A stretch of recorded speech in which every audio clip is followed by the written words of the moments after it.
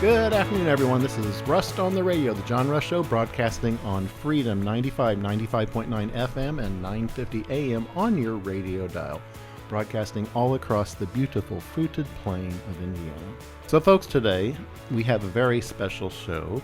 Jarrod McGlothen is joining us from White River Valley Voice. Welcome, Jarrod. John, thank you for having me. I appreciate being back. It's been quite a while. Been a bit. Yes. But welcome back.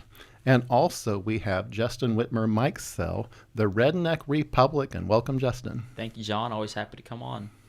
So before we get started, what are your socials, Justin? My main one is just on Twitter or X. It's at the GOP Redneck. Okay. And then I also have a YouTube channel, just my name, Justin Whitmer Mikesell. I post on there occasionally, not too much.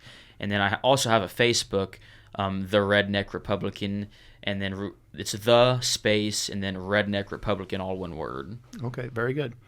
And Jarrod, what are your socials, if you care to share them, or at least the website for the White River Valley Voice? So it's literally the website, whiterivervalleyvoice.com, and you can follow us on Facebook by looking at the same thing. We're also on Twitter and Instagram, but not hard to find. Okay, so what does the White River Valley Voice do? So we report on local media, local news happenings, try to focus on school, politics. And is this for southeastern Indiana? So we'll cover Union, Fayette, and Franklin counties. Okay, very good. And that's our bread and butter. Okay, wonderful. So, folks, there is a lot of news this week, but today we're going to try to stay a little bit centered on data centers in Indiana. But we're also going to be talking about some controversies, and it's indirectly related to data centers because it's related to power consumption, and it's related to why your power bills are going up exponentially in the state of Indiana. 17% last year, 9% the year before that, and from what I'm hearing, they're going up even more this year. And folks, we're talking about, it's a show. The former chairman of the Indiana Regulatory Commission was just fired by the governor. But folks, I think it was all preordained. I think it's all a show. You know, I have experience in the real world, and I was talking to Jarrod about this. This happens all the time, where people throw out smoke bombs to divert you from what's really going on. And in the end, what really happened was the IURC just approved a massive rate increase for most of Indiana for AES. Do you remember that? Correct. It did happen. And so this is just a diversion to take attention away from that, in my opinion. And I don't know what the preordained deal was with Zay, but something probably happened that we'll never know about. You know, what happens with Zay now, who knows? It's interesting that Governor Braun is going after Zay on this increase, and that's, I think, why they're saying they fired him, but they're giving these technical reasons for firing him due to some ethical breaches, correct? That is correct, but they haven't actually explained those ethical breaches. But, folks, again, it's all about just trying to get attention away from the increase from the go. And that's what's really happening here is we had that rate increase. And so and you have to remember, Zay was actually appointed just a few months ago by Governor Braun. So he was in there a few months. He was named chairman. He was removed as chairman, and now he's being removed entirely. This is almost as bad as Britain's prime minister. They go through a new one every few months, it seems like. You know, Justin, I think they need to nominate you to the IURC. I think you'd so? be great. You'd be great on there. And in other news over the past week, there's big news on what's happening in the Indiana State Senate, with Rod Bray announcing he will not run for another term as Senate Majority Leader. And Chris Garton has announced he's going to run for Senate Majority Leader. But will there really be any change? Chris Garton had a fantastic speech on redistricting. And a lot of people say, well, because he gave such a great speech on that, that means everything's going to change. Folks, his voting record was nearly identical to Rod Bray's, nearly identical. Very few disagreements. There were a few, but not many. And they were on the same team. But it's interesting when you name a team to a management team, you look at who you appoint or you look at who you're running with. And Chris Garton has announced that Eric Koch, a state senator from Bedford and my district, will be his number 2. And Eric Koch, folks, is the chairman of the committee in the Indiana State Senate that regulates utilities, who passed the legislation that mandates that the IURC actually has to increase utility rates.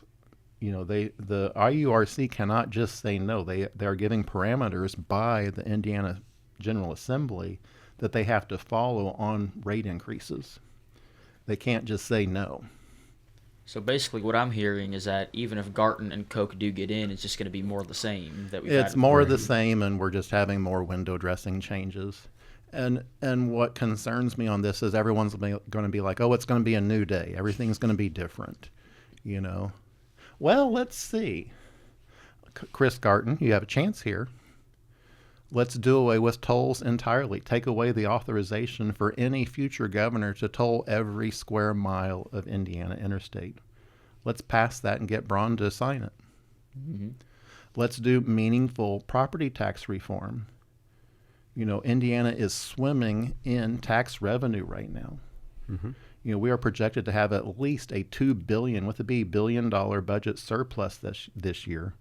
And I believe after you factor in the emergency fund provisions, it's actually closer to $4 to $6 billion. So there is plenty of money to go around, coupled with needed cuts in government spending, that we could actually do away with property taxes entirely, in my opinion. And, it's just the fact of the matter is our Indiana State Republican majority has refused to cut any government spending meaningfully. And I liked what you said there about meaningfully, because that reminds me of that whole thing with J.D. Prescott and his bill, which was like, oh, yeah, we're going to take out your property taxes, but then we're going to add a sales tax on services, which is, in a sense, going to end up raising the taxes anyway. So it's like, what is even the point Well, that here? was actually a tax increase disguised as a property tax elimination. Exactly. It's like, what have we lost the plot here? Like, what are we doing? Well, these politicians, I was thinking about that on this subject on the way up here. We got all these politicians who say these wonderful things that we want to agree with, and it's just like them saying, we all love fresh baked apple pie with ice cream on it. And so you're like, yes, I agree with that. Erin Houchins, she said this wonderful thing about whatever. She likes apple pie with ice cream. I agree with her on that. But the reality is she is also one of the, I call them conspirators, in the House of Representatives who voted to massively increase our government debt. Mm-hmm. And that's the same with Jim Banks, and it's the same with Todd Young. In the end, they tweet out stuff that you think, oh, that sounds great. That's wonderful. That's what we should be doing. But where are their actions? Where are their votes? You always have to measure politicians by their votes, never by their tweets, because their tweets are meaningless compared to what their actual votes are. On data centers, Ken Colbert came out with this week. He says Governor Braun has to know the IEDC investors are under criminal investigation for investing insurance money in Indiana data centers. This risky quote-unquote investment is unheard of. Once again, that's from Ken Colbert. And what they're talking about, this is from an article by Barbara Basolo, who is a strong advocate for bringing sunshine to the IEDC and what's really going on behind the scenes there, folks. My opinion on these solar farms and data centers that are being subsidized now by the IEDC, that's wrong. Indiana taxpayers should not be subsidizing, shouldn't be asked to pay for these businesses. They're being chosen by our elected leaders. I believe in the free market. I believe in free market capitalism. The market should decide what comes to Indiana, not our political leaders who are really probably, unfortunately, getting something on the take on the side for for building the data center, for instance. That's just wrong. In my opinion, if you are taking money from a data center, you should not be in any way involved in government picking where data centers are going and which data centers are getting government subsidies and tax abatements.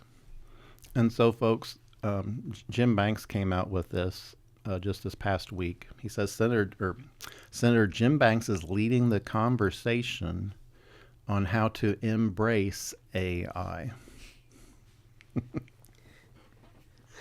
Folks, what hogwash? Jim Banks is in the pocket of the data centers. Why on earth are we being asked to subsidize our own demise? But you have to remember on Jim Banks, who he was clicking champagne glasses with and posting on his social media photos of him with a champagne glass with Mark Zuckerberg in Washington, D.C. or Virginia. Folks, listen to this. This is from Unusual Wales. A deadly bacteria was found in a major U.S. city's water system, traced to Mark Zuckerberg's $800 million Meta data center, per Tech Radar. And this is from Warren Gunnels on Twitter. He says, on the same day Larry Ellison fired 30,000 Oracle workers, he got $9.6 billion with a B billion dollars richer. After Mark Zuckerberg fired 10,000 Meta workers, he got $4.6 billion richer. These two men, Zuckerberg and Ellison, are now worth more than $400 billion with a B billion dollars. 40,000 jobs destroyed. And that's just the warm-up act. Folks, we're out of time for this segment. When we come back, we're going to keep digging into data centers in Indiana. This is John Rust on Rust on the Radio. Stay tuned.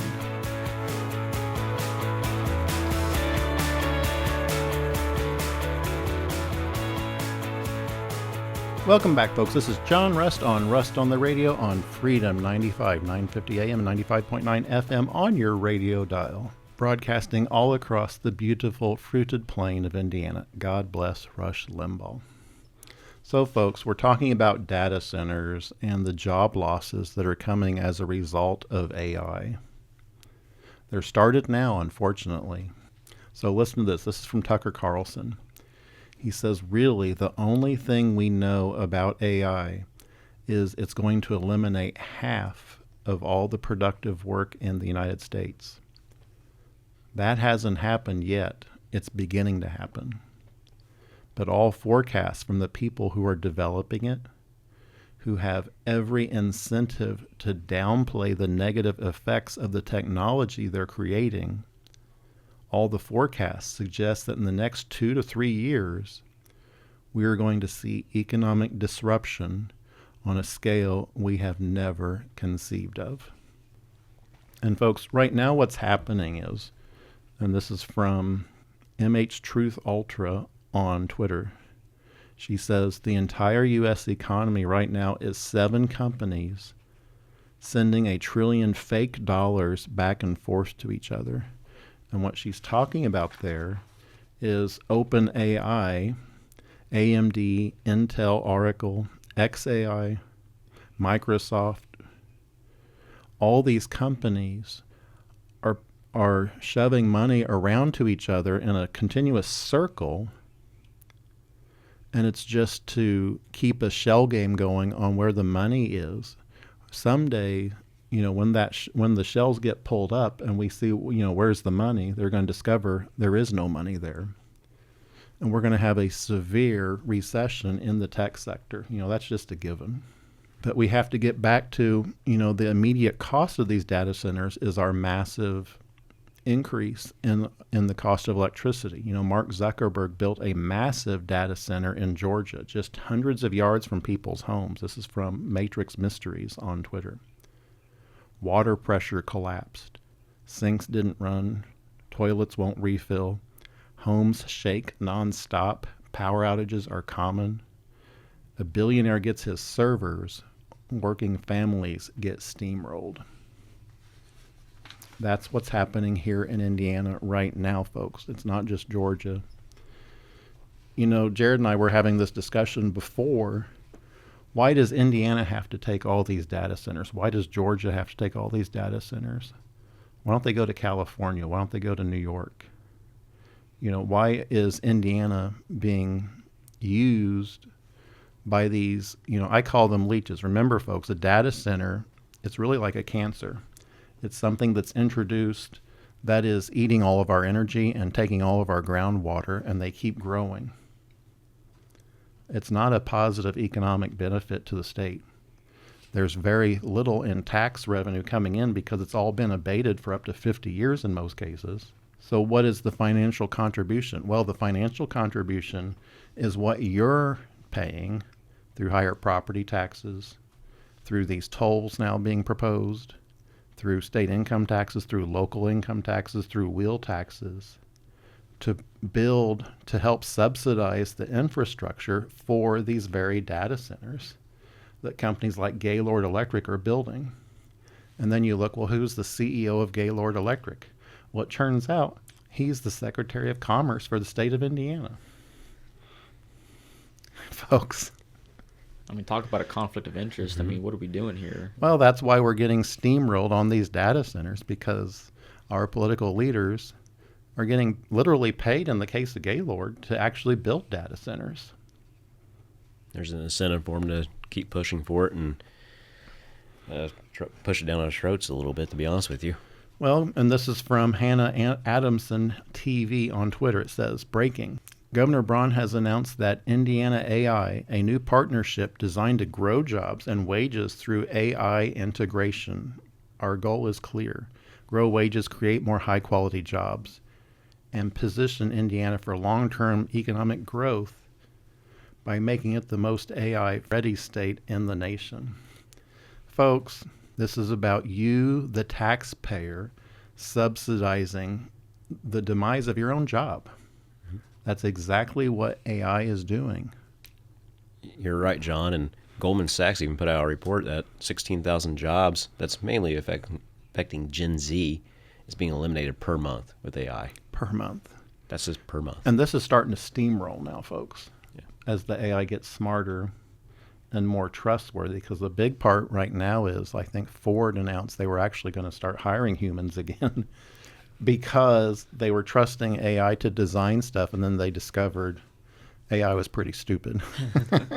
So hope springs eternal on that, folks. But in the end, I am all for advancing technology 100%, but I am not for subsidizing that with taxpayer dollars. That's the key difference. In Indiana, why are we the ones that have to pay for that, through higher electricity costs and losing all our groundwater to these tech trillionaires? And they are trillionaires now.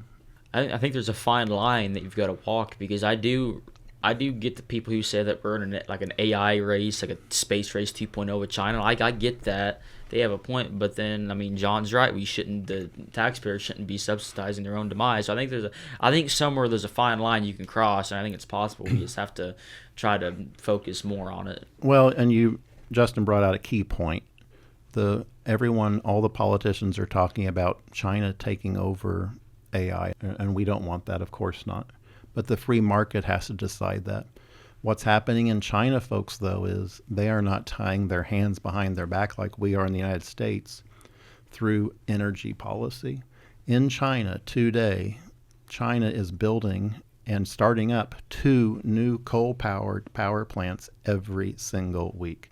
And they have been doing that, folks, for over a decade now. 2 new massive coal-powered power plants every week being opened up. What are we doing in Indiana? Governor Braun has announced, well, maybe we should talk about not closing some coal-powered plants rather than building new coal-powered plants. If we're going to be competing against China, we have to have the electric grid that can support whatever we need in the future. Jarrod brought up a point where we're talking about these data centers. We're going to start having restrictions on consumers' electricity uses during peak load times, so that the data centers don't get starved of electricity that would normally be going to our homes and would normally be going to our chicken houses. That's correct. Just see it's a trend that's coming. Look at what you said earlier in Georgia. where they're having power outages. Well, there's a utility in Nevada right now that has actually announced they're going to quit serving their consumers because, and they say it very bluntly, because the power is needed by data centers. So, folks, as long as we keep electing these career politicians who are really on the take of these data centers and, just the tech elites in general, we're never going to have economical energy again in the state of Indiana. And that's sad. I can't believe I'm saying that. I'm a Hoosier. We have always prided ourselves on being a low-cost state, but that is so rapidly changing now.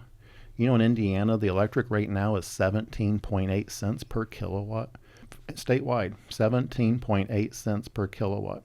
Did you know in Kentucky, which still burns mostly coal, it's 12 cents per kilowatt. So we are a nickel per kilowatt higher than the state of Kentucky. And that goes all across the United States. Why does Indiana, a seemingly red state, why are we paying such a high price for energy? It's because we have these blinders on for windmills and solar panels, which sound great, but as we all know, when the sun's not shining, solar panels aren't that great. When the wind's not blowing, these wind turbines, they're not so pretty to look at if they're not spinning, right? Exactly. And, with all these data centers, if the wind's not blowing and the sun's not shining, how is the data center going to get all its power? If that means they're going to flip the power off to your house. Exactly. To get power to the data center. Exactly. And so there is this kind of a sideshow going on in Indianapolis right now where the city council is voting for a moratorium on data centers. Did you see that, Jarrod? I did see that. And John, I want to reflect on your point. You mentioned the 17 cents. The commercial rate is 13 cents per kilowatt hour. They're paying less. but we, the consumer, pay much more. Yes. And now almost a nickel more. Folks, you're being forced to pay. You're being forced to subsidize these data centers, pure and simple, through the higher electric rates because they're only going to be paying 13 cents per kilowatt. Correct. But you have to pay 17.8 cents. That's what it is right now. So back on Indianapolis, there's a moratorium being placed in the city of Indianapolis on data centers. But here's the interesting part on it. It expires right after the next election in 2028. So the timing on this was so that the politicians can say, oh, we're anti-data center. Until after the election, and then immediately, okay, the green light's on for data centers again. How convenient. And Indianapolis Mayor Joe Hogsett backs a massive data center project in the historic black neighborhood of Brightwood. Did you hear about that one, Jarrod? I did not hear about that one. So this is where, and this is from Black Indy Live, it says Indianapolis Mayor Joe Hogsett is backing a major data center project planned for the historic black neighborhood of Brightwood, a nonprofit created by the Hogsett administration. Indy Economic Development Incorporated recently sent a letter to the city's Metropolitan Development Commission urging approval of the proposed Metroblox data center in Martindale, Brightwood. So these politicians, they say, oh, we're all for moratoriums, but behind the scenes, they're really pushing them. And when they have the moratoriums, they all mysteriously expire right after the next election. You mentioned these moratoriums. I wonder how many of these politicians are hiring outside consultants to come in and design the plan for them as the moratorium's in place. Just to grease the wheels, I would say. Oh, that's going on all the time. Yeah. 100%. Mm-hmm. The real dollars in Indiana is through all these consultants. Mm-hmm. And how much money pours through the consultants. And I think that's where a lot of the dark money actually comes from. Oh, in a heartbeat. So, folks, we're out of time for this segment. When we come back, we're going to keep digging into data centers. This is John Rust on Rust on the Radio. We will be right back.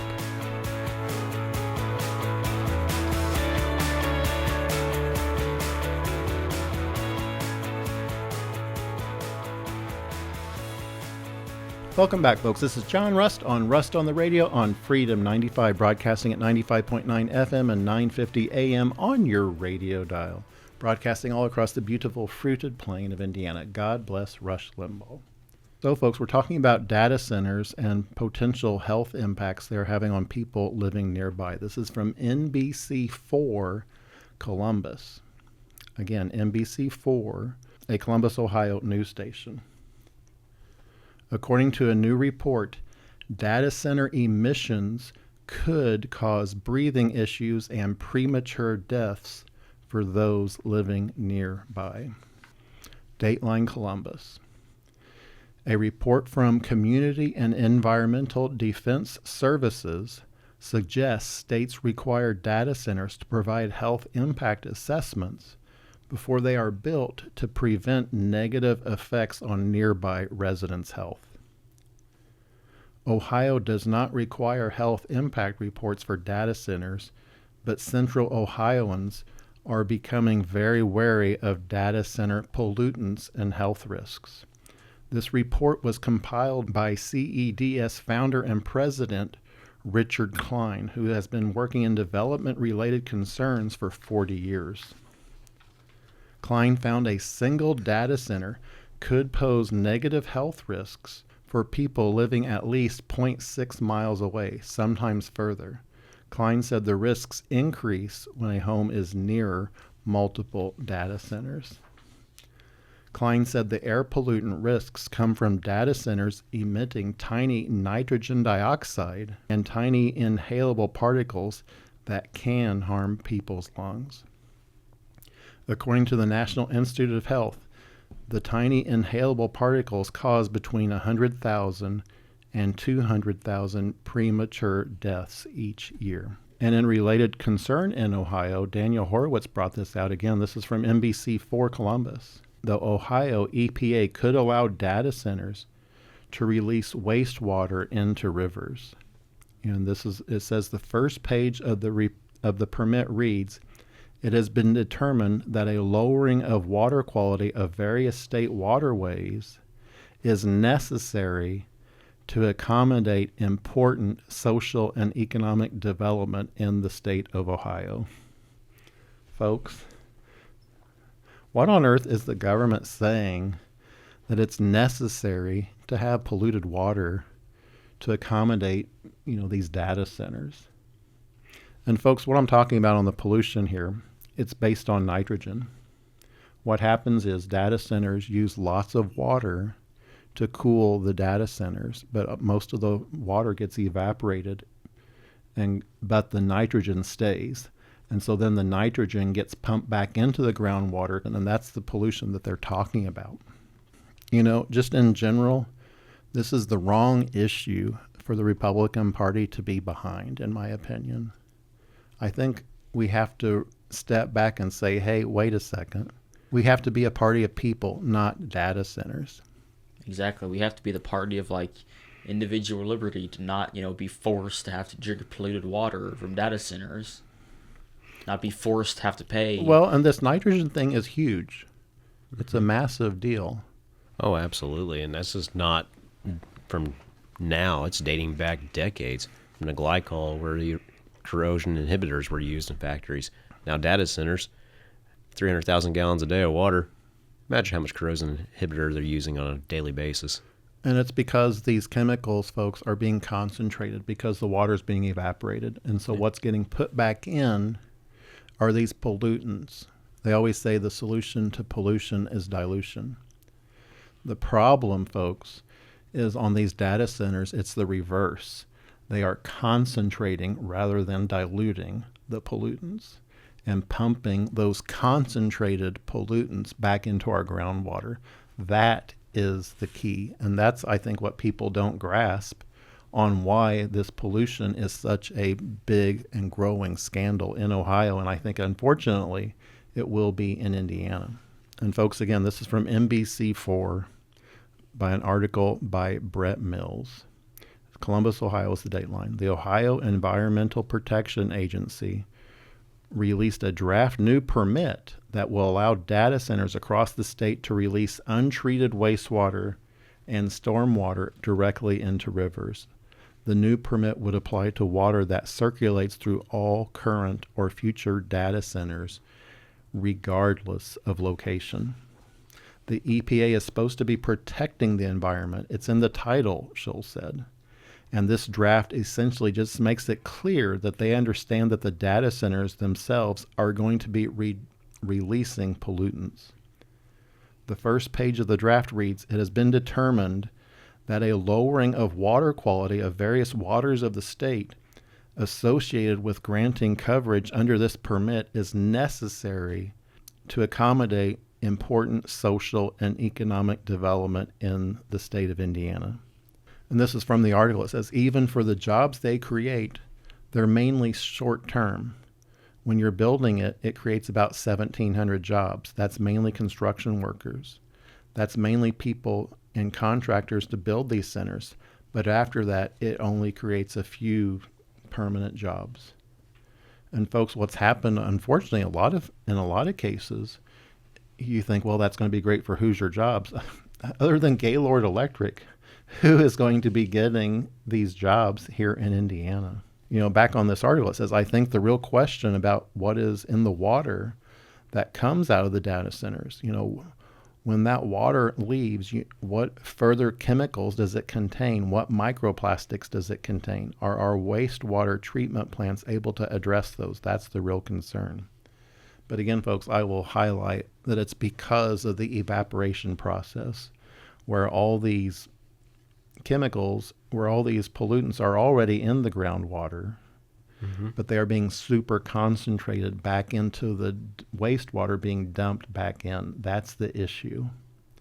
So you're pumping water from a well and taking, you know, massive amounts of nitrogen, evaporating out of the water, and then super concentrating that nitrogen back in to go out as direct waste, as, you know, a much more concentrated level of nitrogen.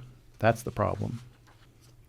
But talking about these contractors, and I was talking about how it's really out of state. This is from Construction Dive on Twitter. It says, Meta has selected Minneapolis-based Mortison and New York City-based Turner Construction to build a $10 billion, with a B, billion-dollar data center in Lebanon, Indiana. This pair of companies already worked together on Meta's $10 billion data center campus near Monroe, Louisiana. Mortison also broke ground on a $1 billion data center in Beaver Dam, Wisconsin in December. Folks, that's not Hoosier jobs. That's out-of-state jobs that are coming in temporarily. The only thing we will get is, you know, what the guys and gals are going to spend at the local McDonald's for lunch, maybe. Maybe we'll get some tax revenue out of that. But in the end, that's not a Hoosier job. That's a job going to someone very far out of state. And folks, this is all for Meta. This is for Mark Zuckerberg. And that's who Jim Banks likes to click his champagne glass with in Washington, D.C. Oh. So, folks, on data centers, this is from Rainmaker1973 on Twitter, and I thought it was pretty funny, but it's the truth. It said, in 2019, the $1.5 billion AI programming company Builder AI was exposed. The AI turned out to actually be 700 Indian people acting as AI programming bots somewhere in a room in India. So, folks, I wonder what's really going on in these data centers. It makes you wonder. Folks, we're out of time for this segment. Stay tuned. We'll dig into this more on Rust on the Radio. Stay tuned.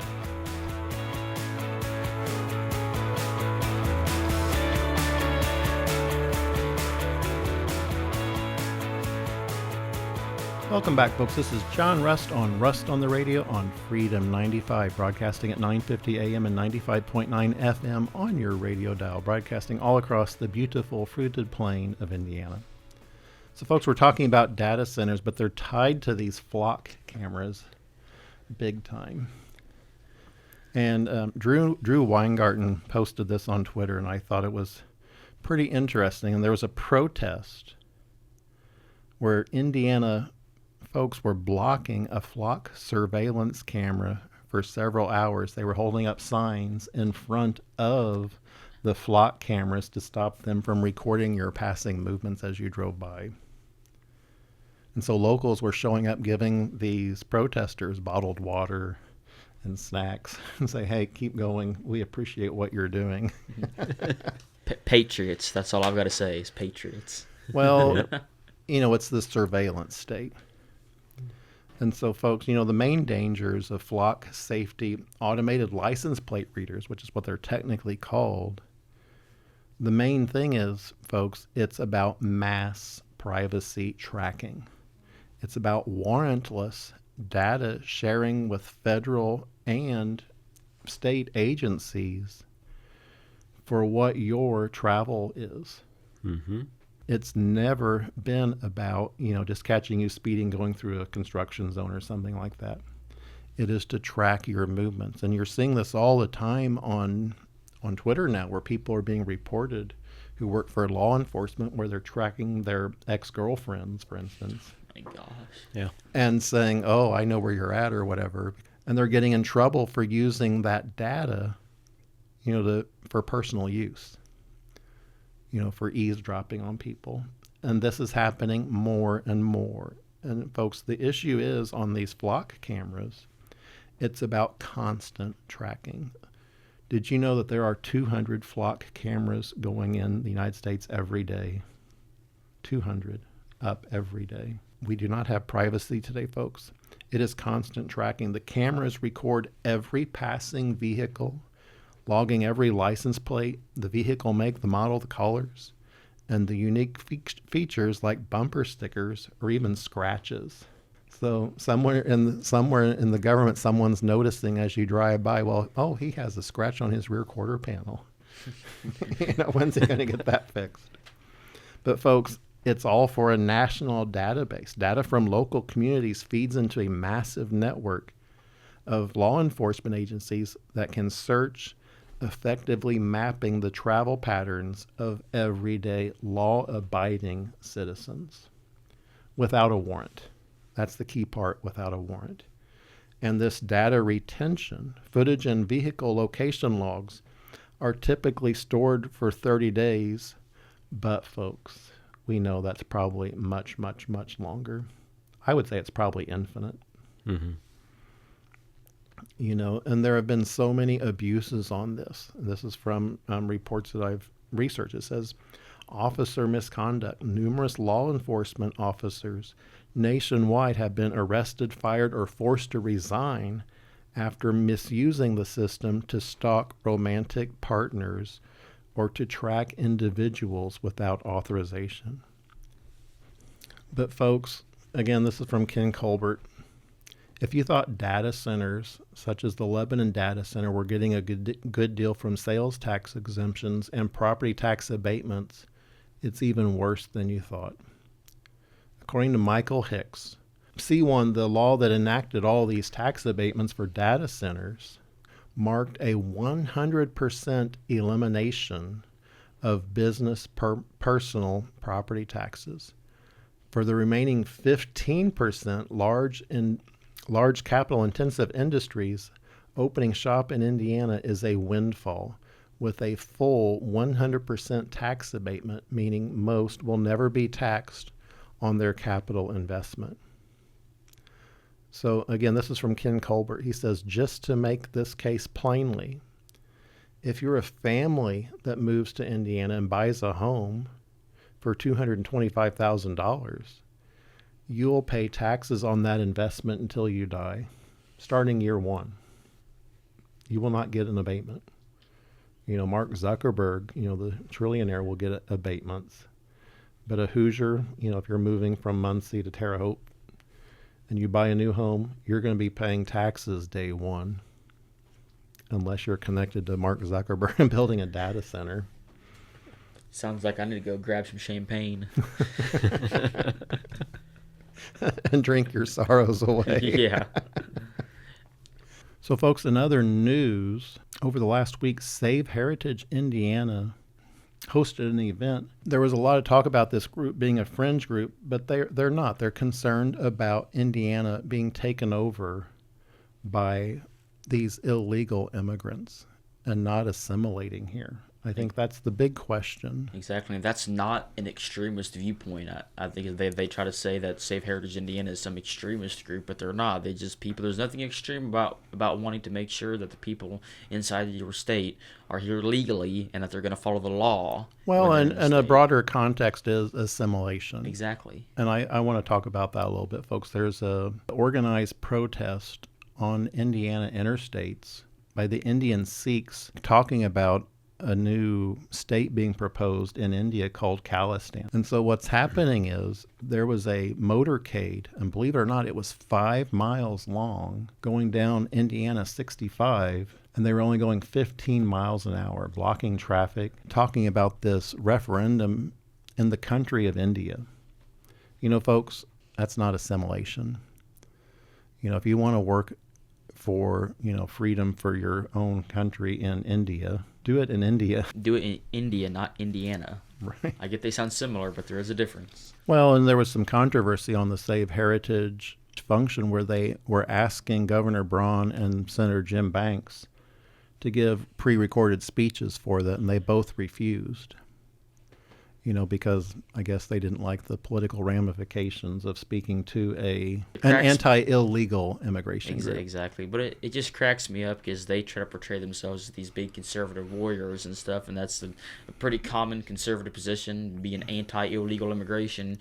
And it's not like we were there; they were calling them and asking them to speak at some big rally and be some crazy. No, just film a video saying, I like what y'all are about. I like what y'all is doing, and keep it up. Just something simple like that. It wasn't that difficult. And the fact that they couldn't even do that shows you that they don't really care about it.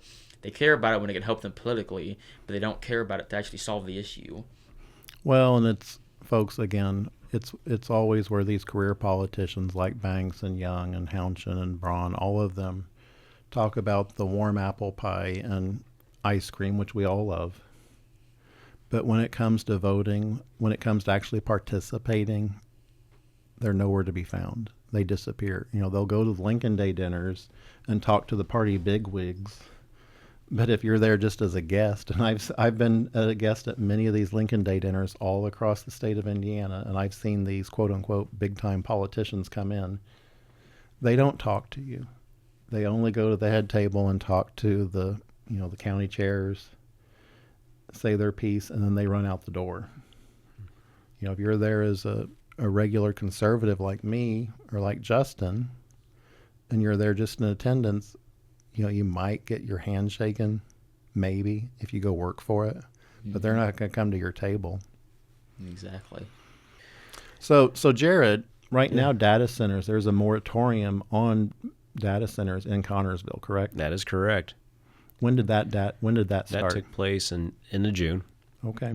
They brought in a consultant last Thursday to talk to the area planning commission to start designing a plan to adapt to the new rules and get into this decade. And what will this consultant cost? Oh, that's a magic question. They didn't give the number yet, and I'm still researching that. Okay. Yeah, I'm sure it'll be somewhere in up $100,000s of dollars as normal. But there are no data centers in Connorsville today, correct? As of right now, no, there's no data centers. Are there any on the horizon that you've heard about? I will tell you right now, a nice large electric company did a study recently. And that individual that did this push for their study is now on the economic development board of that company. Oh. So yes. So you're going to be getting one. Okay. Oh, more likely. If there's a way that Fayette County can figure out a way to get money or get paid yearly from a data center or a corporation, they'll probably take it. Well, folks, and like I said, these data centers are like cancer. They're looking for hosts. Mm-hmm. They're looking for hosts where they can get your blood. They're looking for hosts where they can get your energy cheaply, and they're looking for hosts where they can take your water. Correct. That's exactly. And so cities like Connorsville and wherever you are in Indiana, if you don't have them, you're being looked at right now because you are ripe for picking, for someone to come in to take your energy and use it for these data centers. And so the question is, what do everyone always asks, what are these data centers really doing? Are they really just processing all this data on the flock cameras Are they really just Bitcoin mining? What's going on? And it's AI. That it is exponentially increasing the need for these data centers, but that doesn't mean we have to subsidize it. I am not anti-technology at all, but it doesn't mean we have to pay for it as a taxpayer. And that's the problem on all of this. Why are we being forced to subsidize these trillionaires? And they are trillionaires now. Meta, all these corporations, they are literally worth trillions and trillions of dollars today. Unfortunately, in the United States, we are approaching $40 trillion in national debt. That is not sustainable, folks. We have to have economic conservatism again, and it's just sadly went out the door. I saw a thing where per capita now, our national debt is higher than it was during World War II. Wow. That's not acceptable. In the end, we have to have economic conservatism. And then again, the free market solves everything. If you let the free market pick the winners and losers rather than the state, everything will work out for the best of the consumer, because the consumer is voting with their pocketbook on what products they really want. And that's the key on all this. If we really want that stuff, we'll pay for it ourselves if we want it. If we don't want it, we're not going to pay for it. Unfortunately, today, folks, in Indiana, you're being asked to pay for it. So, folks, we're out of time, but I want to thank, once again, Jarrod McGlothen with White River Valley Voice, and it's at whiterivervalleyvoice.com, correct? Correct. Okay, please check that out. And the Redneck Republican, thank you again, Justin, for coming in. Always happy to come in. And once again, his Twitter is at the GOP Redneck, correct? Correct. On Twitter. Awesome. So, folks, thank you so much for listening. I want to close with my father's favorite Bible verse, Psalm 118, verse 24. This is the day the Lord has made. Let us rejoice and be glad in it. Folks, I will see you all again next week on the radio.